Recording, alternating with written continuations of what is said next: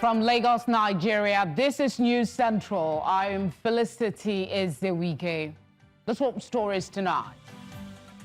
Nigeria's inflation rate falls to 21.88% in July, down from 22.22% in June, representing fourth consecutive disinflation this year. President Bola Tinubu stops over in Dubai as part of his two-nation visit to Japan and Brazil. U.S. President Donald Trump arrives Anchorage, Alaska for summit with Russian counterpart Vladimir Putin in bid to end Ukraine war. In business, Federal Inland Revenue Service extends deadline for firms to transition to national e-invoicing solution. And in sports, Nigeria's D-Tigers maintain their perfect form at the ongoing Afro-Baskets as they beat defending champions Tunisia to claim second straight win.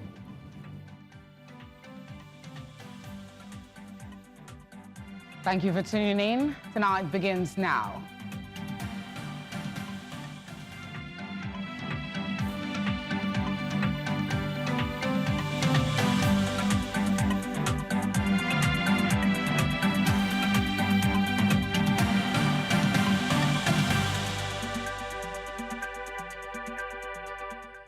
Many thanks for joining us. We'll begin on a bright note. New data from the National Bureau of Statistics offers a glimmer of hope for Nigerians as the headline inflation rate dipped to 21.88% in July 2025, a modest decline of 0.34% from June's 22.22%. With the soaring cost of living continuing to weigh heavily on households across the country, this slight easing in inflation raises the question, could this signal the beginning of economic relief with potential price reductions and improved purchasing power on the horizon? News Central's business correspondent, Chamun Dabang, has the story.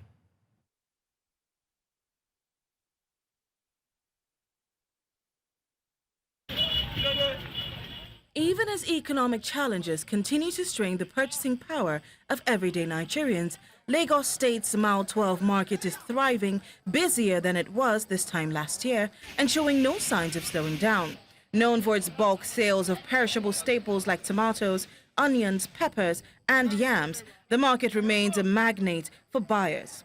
Management reports the prices of several key items have dropped noticeably, though they attribute this primarily to the current harvest season. There is some produce that have their own season, and there are some produce that are not in the season. When you find it, it is not in the season, so you may get a little challenge of high cost of the price, you may get a little challenge of the low quantity of the goods into the market.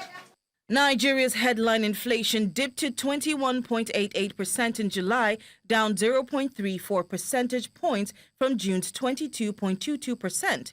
This is according to the National Bureau of Statistics.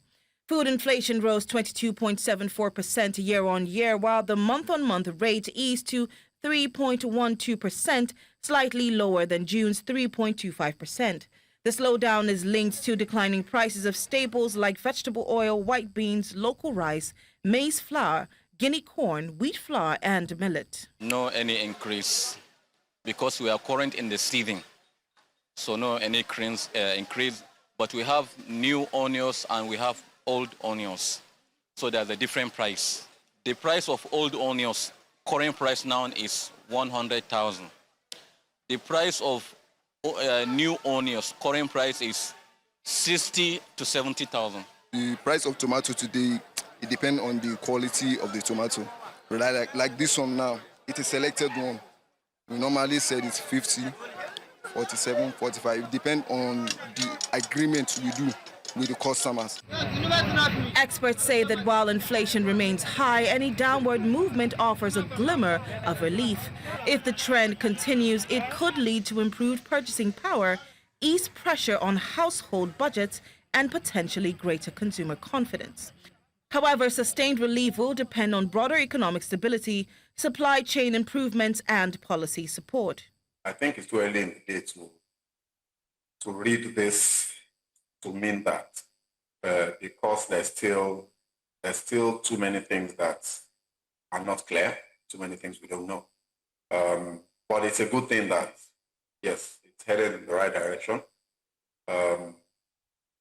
Even though, if you disaggregate the number, see some contradictions, wonder what is happening, here and there, poor inflation and good inflation, not quite necessarily agreeing with each other.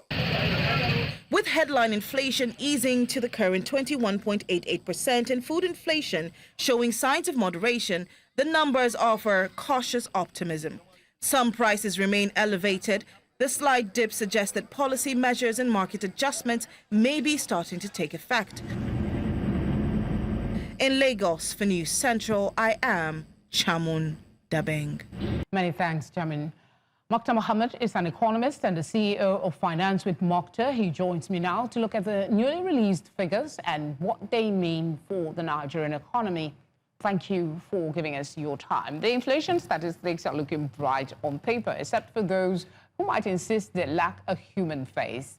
Can you help us interpret these numbers in terms of their implications for the everyday spender? Thank you. For the implication for the everyday spender, I think it's slightly cautious good news. That means your cost has gone down a little. But again, just like the interview, rightly pointed out, some of these low costs we are experiencing now are due to the farming season. So hopefully it will continue after the farming season. But if anything is to go by, that may not continue. If you look at this inflationary figure month to month, you are not too excited. We are still, that's why a lot of people say there's still room for caution, because if you look at the decrease in terms of inflation are very, very, very, very minor compared to what you want to see. So we're still on a fragile decrease in terms of inflationary pressure. But if you look at the year-to-year basis, and then you could be excited because you see that most of these things have really come really down. The percentage of almost 39% last year to what we are experiencing now. So it depends, but again, it's caution of optimism, especially we know that we're in the planting season. Your thoughts on how we got to these figures? Is it traceable to some government policy or the outcome of natural causes? Well, natural causes are there, seasons. You don't have control over seasons. And if the interview by the farmers are anything to go, or the traders are anything to go by, then you say it was basically natural causes because of the seasons. But you can't rule out the economic policy because maybe economic trend like fuel consumption, but that may reduction in terms of means of transportation. But if you look at that critically, you realize that they've been inconsistently. Today is increment by 10%, tomorrow is increment by decrease by 20 naira, and there are that. So you can't really point out that has also really played a major role in bringing down food inflation. But what I can say from what I've deduced from those interviews and what I've been able to gather, I think it's mostly largely driven because of natural causes, this is the planting season. So definitely we may have a lot of supply of this item in the market, but demand is low. So definitely the price will come down. Are we being too optimistic if we say now that we are effectively out of the woods economically? Inflation figures going down should mean that the value of a means of exchange is getting healthier. I don't know about what you think about the value of the means of exchange getting healthier, because again, it has not shifted from what we had last month. We've not seen a drastic reduction. We've still not been able to meet the exchange rate of 1,500 budgetary exchange rate. We are still hovering between 1,530 in the official market and 1,600 or 1,550 in the official market. So there's still a lot of work to be done. So we can't begin to say, oh, finally we have got into that place that we are. But like I said, it's caution optimism. If you look at where we are today from where we are coming to, you're optimistic that we may have turned the corner. Because what we have seen now, like you deduced from the market interview, prices are not going the way they used to go at the essentials, especially last year, whereby you buy a product today, by the time you go back, it has gone up by 20, 30%. But now we are seeing reduction, even sometimes, and prices going down when you go back there the following day. So that is good for the Nigeria economy. That is the only share optimism. And remember again, we have made the Naira more competitive. That's what the CBN said they are doing. So for us to begin to see that stability, we need to move from competitive Naira to a stable Naira. So once that is achieved, then you can begin to say, we can't say we are out of the wood. Because if history is anything to go by, we are always out of the wood when we stay maybe 3 to 4 months, 5 months, 6 months, 1 year, 2 years, 3 years, then you have a stable exchange rate. Once that exchange rate stability comes down, it seems to be that we are becoming a more productive economy. Just out of curiosity, how much further can we expect inflation figures to crash, especially without strong domestic manufacturing across sectors? Well, those can only crash from monetary policy decisions and then fiscal decisions. But if you want to look at that's the only thing that could bring the inflation. Now, a monetary policy decision, we might get a cut in interest rate. That means cost of borrowing will come down. So a lot of companies, a lot of farmers also will be able to borrow, and they will also be able to do large farm agriculture, mechanization, and others. So that means the cost of living will go down, and that also will have an impact on the price. That's for the monetary policy. Fiscal side, we expect a shift. We expect to hear that maybe items that are largely needed to bring the inflation, like rice, like millets, will now begin to attract zero duties from the Nigerian port. If that begins to happen, then definitely we can begin to be so optimistic that we are winning the war against inflation. Mark, as always, thank you very much for your time and your submissions tonight. Thank you for having me. Coming up, Nigerian workers trapped and allegedly abused in Central African Republic are back home. We'll tell you more after this break. Stay with us.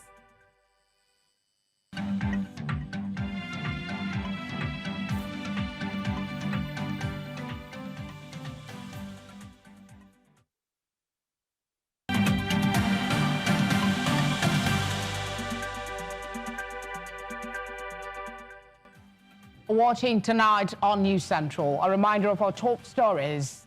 Nigeria's inflation rate falls to 21.88% in July, down from 22.22% in June, representing fourth consecutive disinflation this year.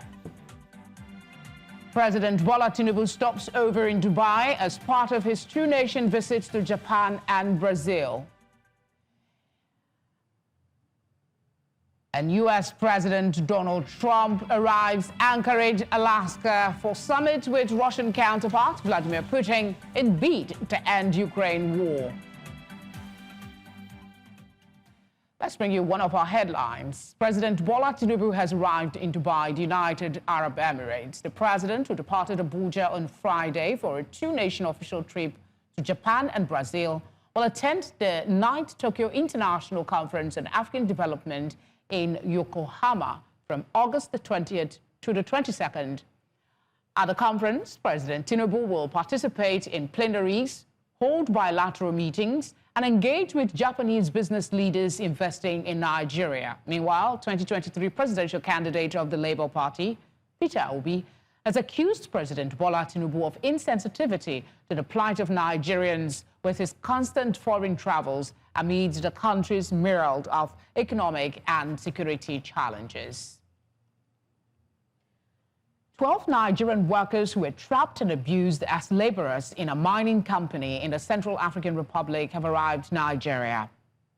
The men, who had suffered the act for 2 years, recently went viral after pleading for help in a video. They were received by the chairman CEO of Nigerians in Diaspora Commission, Abike Dabiri Irewa, at the commission's headquarters in Abuja. She condemned the act and assured the men that all necessary government agencies would pursue justice. The returnees were given cash support from the commission and the non-profit Giles Foundation, represented by the law firm Petstone and Grace, to help them rebuild their lives at home.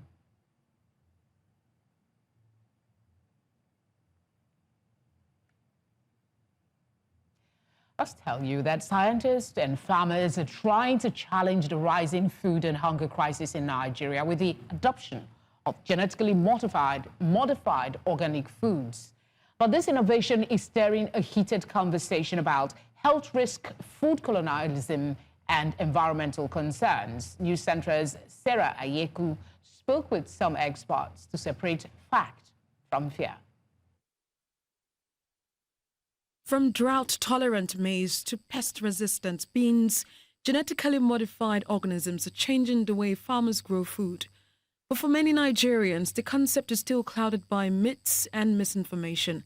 While some worry about health risks, Dr. Rose Gidado of the National Biotechnology Research and Development Agency says there is a strong global scientific consensus that GMO foods currently on the market are safe. The truth be told, no country, including Nigeria, will be able to feed her population by depending entirely on the semi-wild plant varieties, our local varieties, unimproved varieties that are unimproved, whose yields have remained very poor. And you know that anything about agric or about crop cultivation lies on the seed. For this nutritionist, this discovery can be likened to human evolution, changes made over time to survive better in a changing environment. My concern might just be people not getting enough information about the product, as it were. If we never really know what we're eating, what if it's not indicated there that, oh, this is a GMO product? So I think that should be what should be pushed forward, right? Letting the people know what they are consuming. How will GMO foods be identified in the open markets? When News Central spoke with a number of persons on the street, they knew nothing about GM foods. I believe that everything that is not naturally grown eventually has a side effect, even more than that. I don't know what Bill Gates is doing. Sorry, but leave us alone. Because those organisms affect us in the long term. I don't know. We should just stick to his Microsoft and leave food alone. As climate change threatens food production, experts say these innovations could be critical in ensuring a stable food supply. For now, GMO products are not yet common in Nigerian supermarkets, but seeds for approved varieties are available to farmers, clearly labelled for identification. In Lagos, for News Central, Sarah Ayeku. Thank you, Sarah, for this conversation. I'm joined by Dr. Rose Gidado, Director of Agricultural Biotechnology Department, as well as Oluwajomiloju Asagidigbe, a registered dietitian. Thank you very much, ladies, for being here. Let me start with you, Dr. Gidado. The GMO foods, according to NAFDAC, are not inherently harmful and are safe for consumption when safety guidelines are followed. Do you agree with NAFDAC's position? If yes, where is all this unsafe talk stemming from? Same question, if no, as well, what's the origin of the campaigns against GMOs? I quite agree with the position of the Director General CEO, NAFDAC, on the safety of GMOs, for sure, because the most credible and authoritative international regulatory bodies like the WHO, like the FAO, they have affirmed the safety of GMOs, and also the British Medical Association and the United States Medical Association, they've all endorsed the safety of GMOs. There's no doubt about that. And in Nigeria, we have the National Biosafety Management Agency that is saddled, with the responsibility of ensuring safety of GMOs that are developed in Nigeria. So we have all the regulatory frameworks, that can actually allay our fears, so that Nigerians will be sure that yes, these foods are really regulated, or the crops, the genetically modified crops that are developed within the country, of course, they follow the safety procedures. They are scrutinized, they're highly scrutinized. They're the most scrutinized foods the history of mankind, globally, not only in Nigeria, but globally. And the safety of the use and consumption of GMOs, is there. The history of safety is already established in the US, in Canada, in Japan, in China, in India. In Africa, we have Malawi, we have Nigeria, we have South Africa, we have Kenya. So I can go on and on. We have Burkina Faso. So the safety is already established. Okay, but there are arguments, I'm sure you've heard a zillion of them, on the potential health risk like allergic reaction, toxicity, as well as concerns about environmental impact of these GMOs. Some even argued that they haven't been adequately tested for long-term human health effects. I mean, you've heard of all of this. So the question would be, how active is the National Biosafety Management Agency in Nigeria in ensuring that products meet safety standards, especially knowing that we don't have a history of self-maintenance? Please, can you get it right? The National Biosafety Management Agency in Nigeria, of course, is the national competent authority on this.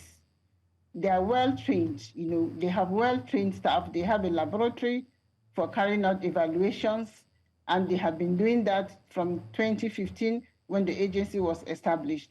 Anybody either importing GMO seeds, either products or whatever, either for animal feed, must apply to the agency. Of course, you apply to the agency receives your application and then scrutinizes your application, and then they actually report back to you, they write back to you, and then they set up a committee. They have a National Biosafety Committee and a technical committee together, and they invite experts. They don't do it just on their own. They have experts, all over, depending on the type of crop you're actually importing, or the type of, crop, of course, or any, either animal feed or for whatever that you're either developing within the country or you're importing for food or for feed or whatever. You have to really, go through the agency,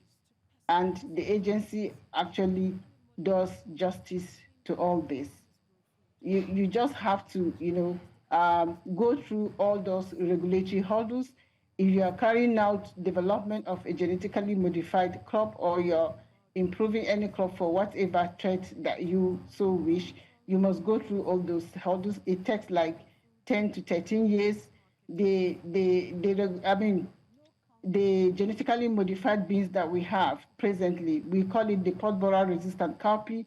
The cowpea was developed for more than 10 years in Nigeria, and it was only released in 2018. So it took so many years, to really come out, because after you have done the proof of concept and you have actually established that this gene is safe for use, then the next is for you to carry out evaluations. We have a lot of safety evaluations. We have food, feed, Okay, so you're just basically affirming that they do their job to the best of your knowledge. Yes, sorry to interject.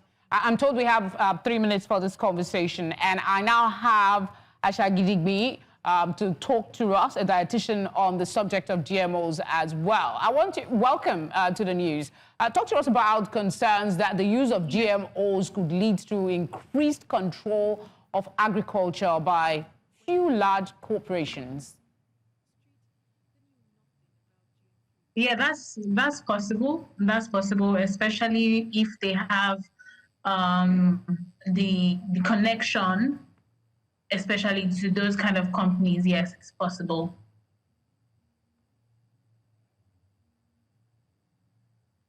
All right. May I ask you about the argument that many GMO crops are engineered for herbicidal resistance, which can lead to increased herbicide use and potential environmental contamination. Is there any real evidence to this, to your knowledge? Okay, so the knowledge of this is based on rumors, but there's a possibility. Because in the past, the reason why GMO has come into limelight was to help with pest control. But now, looking at GMO, we want them to be able to consider nutritional quality, because as a dietitian, my concern mainly is for the nutritional quality of these products.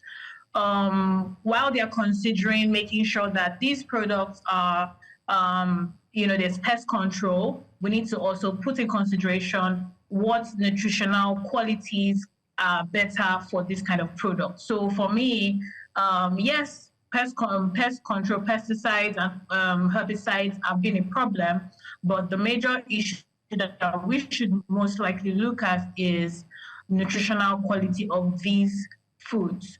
So I think that's where our focus should be. So I get it that you don't have anything against GMO food yourself as well. You think it's the next thing in agriculture.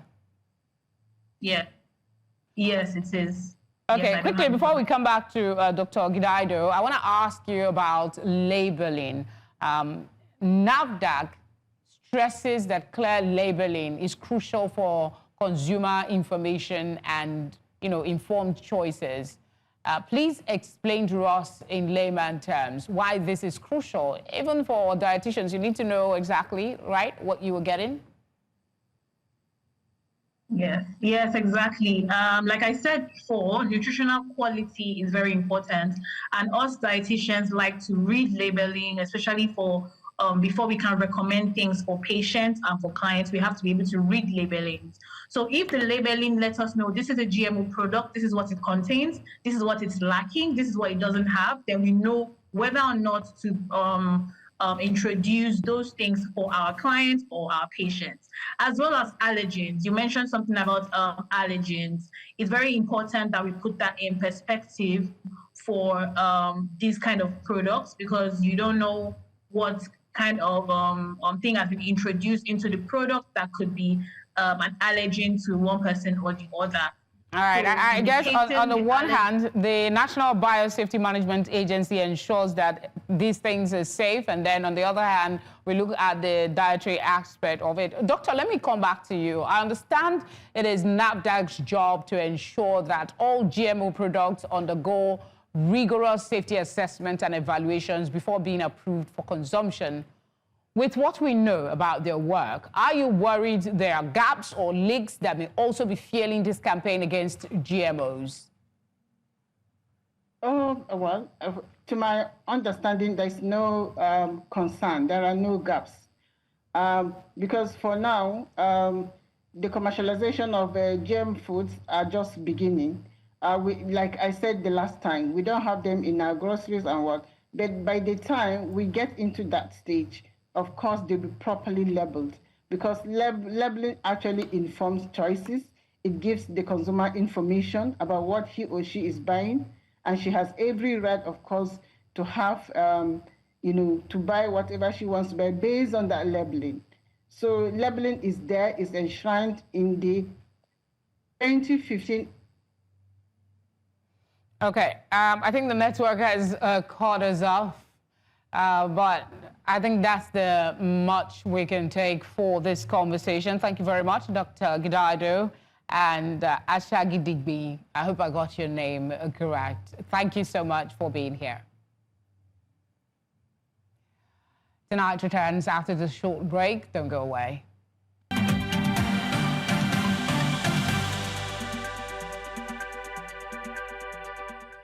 Thank you for staying with us. All eyes are on the U.S. state of Alaska, where a high-stakes meeting between President Donald Trump and his Russian counterpart, Vladimir Putin, has begun. With the resolution of the Ukraine war top on the agenda, the Kremlin has said the meeting could last up to 7 hours. Spokesman Dmitry Peskov also says Trump will meet Putin at the steps of the Russian president's aircraft when it arrived in Alaska. Earlier, President Volodymyr Zelensky accused Russia of continuing to perpetrate killings, but said Ukraine was counting on America.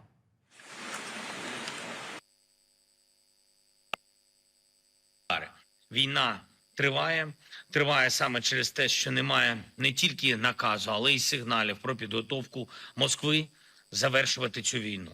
В день перемовин вони теж вбивають, і це багато говорить.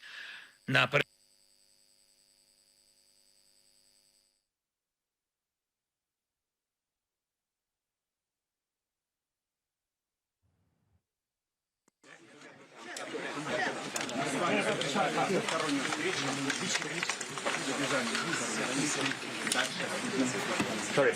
Can you make a deal with that, sir?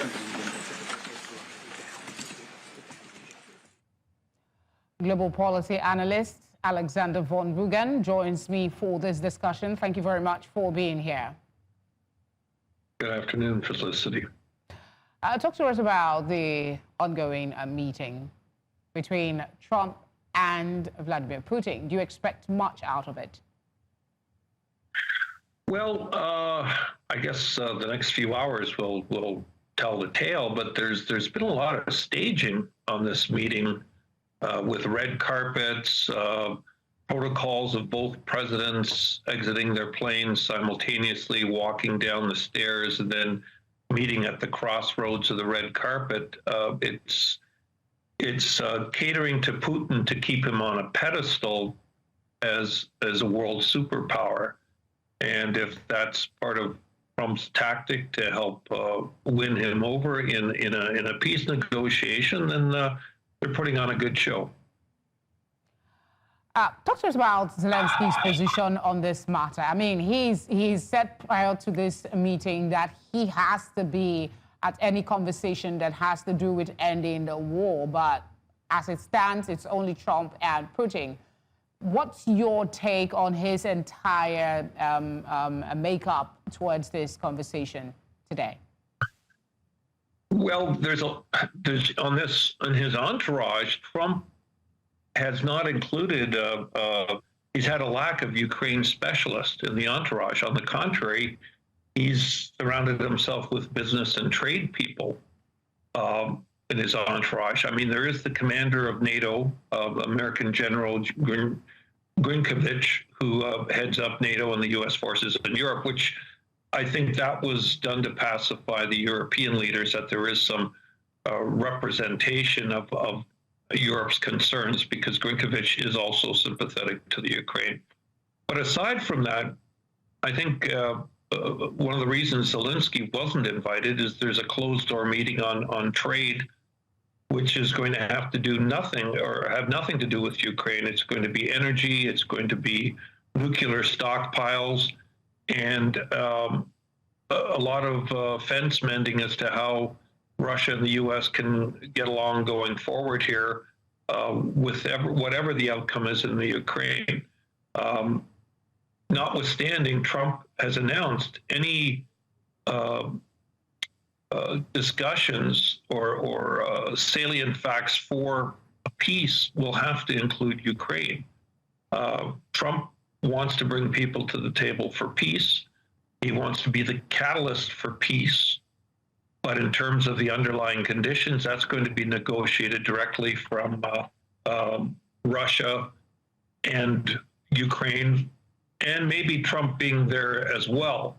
But again, this is the precursor to that meeting. What are the bets on this meeting in your circles? I know conversations are ongoing. A lot of persons are saying, will Trump pull this off? Well, he's got, I mean, he's still vying for that Nobel Peace Prize, so he would like to get a ceasefire. I think that would be the major victory for Trump. Not a permanent peace, because negotiated peace is going to take a lot more than a one-day summit. But if he can accomplish a ceasefire from Russia, that would be a victory for Trump. The fact that Russia has increased the bombardments towards Ukraine during this summit is a tactical play on Putin's part, because it'll be a major change if there is a ceasefire announced. It will go from increased bombardments to no bombardments, if indeed there is a ceasefire that gets honored. All right, Alexander, thank you very much for being here. My pleasure. Thank you. Tonight returns with business, sports and entertainment news.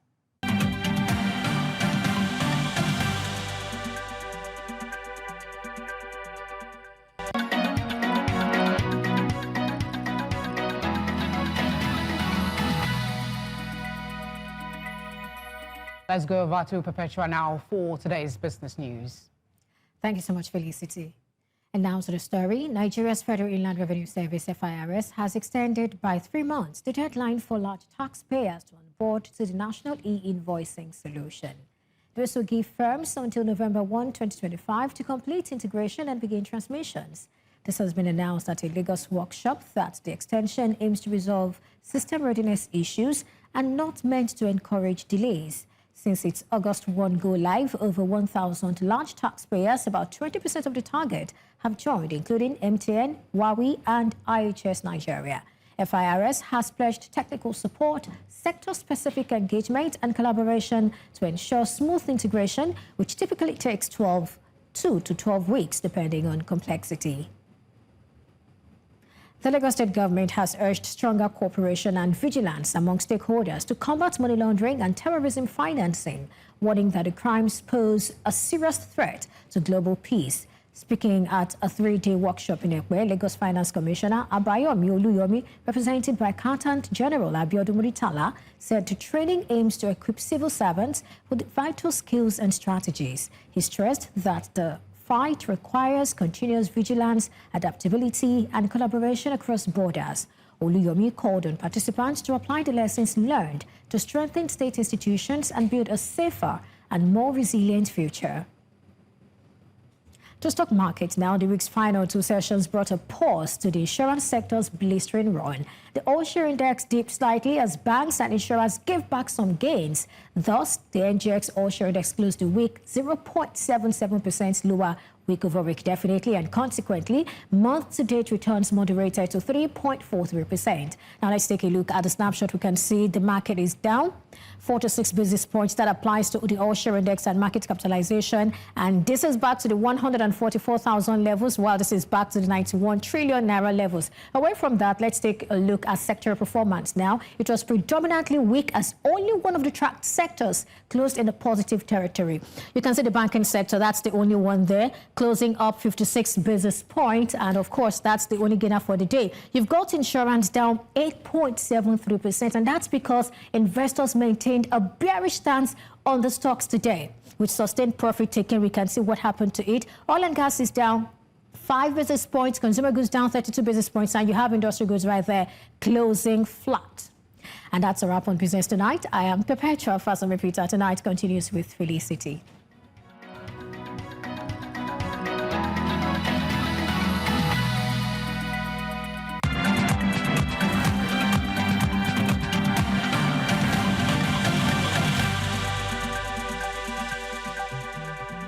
Onyinyechi is here with the sports news. Hi, Onyinyechi. Hi, Felicity. Now to sports. Nigeria's senior men's basketball team, D Tigers, they overpowered Tunisia 87-66 to claim their second straight victory at the 2025 Men's Afrobasket Championship in Angola. The team established control early going into the halftime break with a 48-33 advantage. D Tigers won the next 2 quarters to seal the win, with Houston Rockets guard Josh Okogie delivering a stand-up performance, scoring 33 points and added 6 assists, the only player to reach the double figures. Caleb Agada, he contributed 9 points, with Emmanuel Omogo adding 8. The result keeps the D Tigers unbeaten in the tournament as they push forward for qualification to the knockout stages. They will face Cameroon in their final group game on Sunday. And now the president of the Nigerian Football Federation, Ibrahim Guzo, has confirmed that there will be no change to the August 22 kick-off dates for the 2025-2026 Nigeria Premier Football League season. Speaking at the NPFL pre-season seminar in Lafia, Guzo said the calendar now aligns with European leagues after the last season's abridged format. He urged continued support for the NPFL chairman, Benga Elegbeleye, and his board, praising their efforts to boost the league profile and adopt global best practices. On his part, Elegbeleye, he pledged to sustain the high standards and attract more sponsorship. The seminars hosted in Nasarawa State brought together club media officers, league officials, and supporters representatives for training ahead of the new campaign. The Athletics Federation of Nigeria has released names of 26 athletes to represent the country at the forthcoming Confederation of African Athletics Region 2 Senior Athletics Championships holding next Monday 18th on Tuesday 19th August 2025 in Accra, Ghana. The contingent will compete in 20 events, with the nation placing major attention on the men and women's 4x100 meter, 4x400 meter, and the mixed 4x400 meter relay in a bid to qualify for the upcoming World Athletics Championship in Tokyo.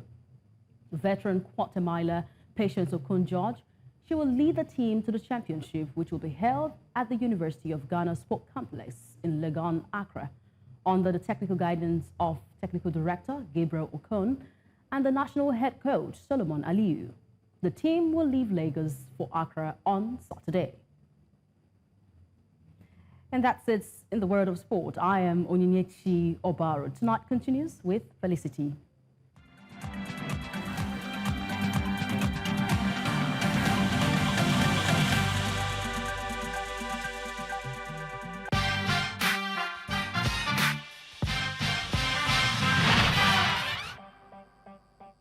A quick stop with Adewa for sports update. Entertainment, I beg your pardon. It's all right. Maybe I'm looking all sporty tonight. Yeah, you are. It's all good. Well, let's jump into the conversation because it's quite interesting as Tanzanian superstar Diamond Platnumz is jumping on Sierra's new album, CC, dropping August 22nd, 2025. And it's got fans buzzing already. Now, this cross-continental collab is pure fire, mixing Diamond's smooth bongo flavor vibe with Sierra's R&B pop style, just to keep it all and details of the track is still not, out there, so people still don't know which exactly the song is or what it sounds like, but the mix is looking really good. Now, Diamond, one of Africa's biggest stars, has already rocked collabs with Neo, Alicia Keys, and Rick Ross. And now he's leveling it up with Sierra, a global hitmaker. Now, this track is said to be a standout on CC's eclectic lineup. Well, Felicity, what do you think? It seems the world is turning to Africa for sound. And the question is it because we have numbers, or what do you think? It's talent, not numbers. You can have numbers and don't have talent. We have plenty of talent. So there's enough to go around, Abby. Well, that's all we have in entertainment tonight, by the way.